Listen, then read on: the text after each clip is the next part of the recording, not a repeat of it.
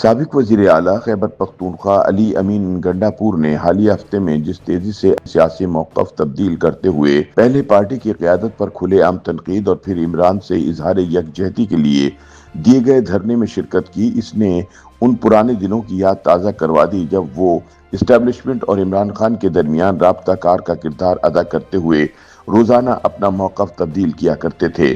یاد رہے کہ گنڈاپور نے حال ہی میں عمران خان کی رہائی کے لیے تحریک چلانے میں ناکامی پر پارٹی قیادت کو چارج شیٹ کرتے ہوئے وزیر داخلہ محسن نقوی کی تعریف کی تھی۔ ان کا کہنا تھا کہ پی ٹی آئی سے زیادہ محسن نقوی نے عمران خان کی رہائی کی کوششیں کی۔ ان کا کہنا تھا کہ میرے وزارت اعلیٰ سے ہٹنے کے بعد سے پارٹی کے حالات اب اتنے برے ہو چکے ہیں کہ عمران خان کی رہائی کے لیے تحریک چلانا تو دور کی بات، اب تو ان سے ملاقات بھی ناممکن ہو گئی ہے۔ ایسے میں اہم ترین سوال یہ ہے کہ گنڈاپور نے اچانک منظر عام پر آ کر پہلے پارٹی قیادت پر تنقید کیوں کی اور پھر عمران خان کے ساتھ اظہار یکجہتی کے لیے دیے گئے دھرنے میں کیوں شریک ہو گئے۔ پارٹی حلقوں میں بھی یہ سوال کیا جا رہا ہے کہ کیا گنڈاپور کسی نئے ایجنڈے کے تحت پارٹی میں دوبارہ متحرک ہو رہے ہیں۔ یاد رہے کہ گزشتہ سال اکتوبر میں پی ٹی آئی کی ہنگامہ خیز سیاست سے گنڈاپور کی اچانک علیحدگی نے صوبائی بساط بدل دی تھی۔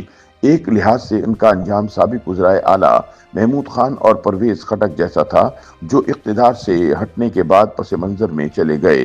تجزیہ کار کہتے ہیں کہ یہ برطرفی عمران خان اور علیمہ خان کے درمیان انتخاب کا نتیجہ تھی، جہاں خون پانی سے گاڑھا ثابت ہوا۔ تقریباً 5 ماہ تک میڈیا سے دور رہنے والے گنڈاپور حال ہی میں پرجوش انداز میں واپس آئے۔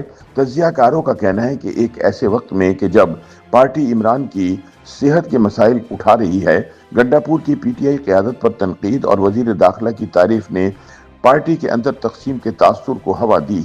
کہا جا رہا ہے کہ یاد رہے کہ پارٹی قیادت پر تنقید کرتے ہوئے گنڈاپور نے عمران خان کی ہمشیرہ علیمہ خان کو بھی نشانہ بنایا، جو ان کی سابقہ شکایتوں کا تسلسل ہے کیونکہ وہ انہیں اپنی برطرفی کا سبب قرار دیتے رہے۔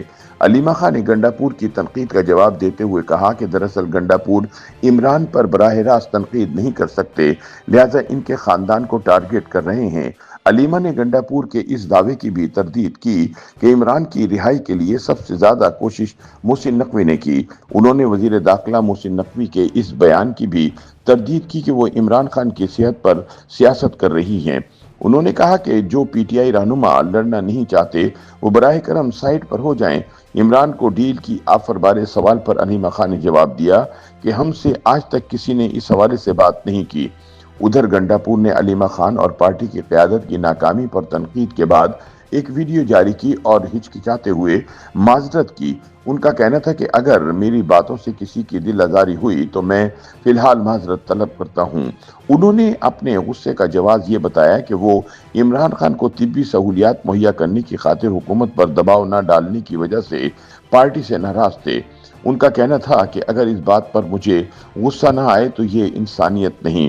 ادھر گنڈاپور مخالف تحریک انصاف کے رہنماؤں کا کہنا ہے کہ سابق وزیر اعلیٰ کو فوجی اسٹیبلشمنٹ کی جانب سے پارٹی کے اندر متحرک ہونے کا اشارہ دیا گیا ہے۔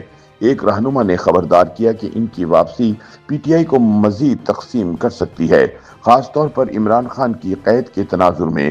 سیاسی حلقوں میں سوال کیا جا رہا ہے کہ کیا یہ گنڈاپور کی پارٹی میں حتمی واپسی ہے یا کسی منصوبے کے تحت عارضی پالیسی ہے۔ تجزیہ کار کہتے ہیں کہ جب تک عمران خان قید میں ہیں، علی امین گنڈاپور کی سیاسی قلہ بازیاں جاری رہیں گی، چونکہ ان کا اصل مقصد خیبر پختونخوا کی وزارت اعلیٰ دوبارہ حاصل کرنا ہے۔